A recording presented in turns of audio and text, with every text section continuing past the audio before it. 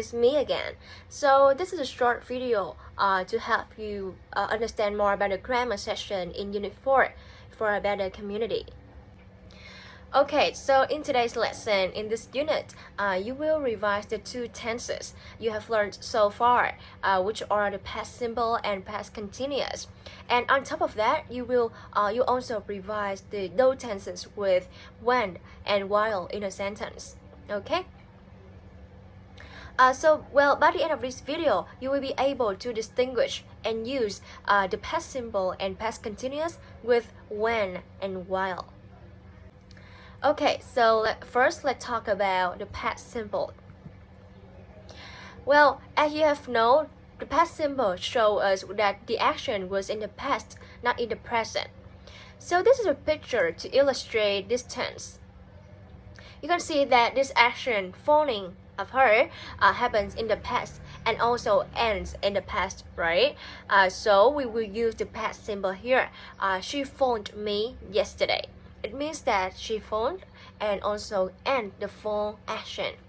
Okay, so now let's take a look at the forms of this tense. Here are the past simple structure used in affirmative, negative, and yes/no questions, WH questions. So there are some adverbs of time to help you recognize the past simple in the sentence. For example, yesterday, last night, last week, or last month. Last year, we have ago, 2 days ago, 2 weeks ago, or this morning, this afternoon, this evening. And here are the examples of the past simple tense in informative, negative, yes/no question, and WH question.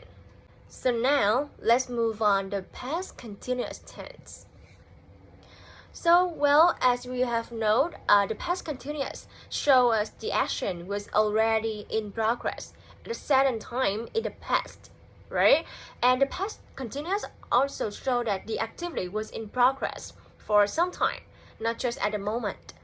Okay, so this is a picture to illustrate this tense. In particular, in the picture, you can see that the action listening is happening in progress at a certain time in the past. So that's why we use the past continuous here. She was listening to music. So now let's take a look at forms of the tense. Here are the past continuous structures when they are used in affirmative, negative, yes/no question, and WH questions. So there are the adverbs of time to help you recognize the past continuous in a sentence. Okay, for example, first, when you see a phrase following the structure, like at plus hour plus time in the past.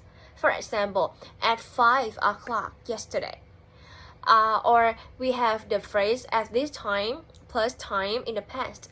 For example, at this time last year. Or we have the structure in plus year in the past, like in 2021.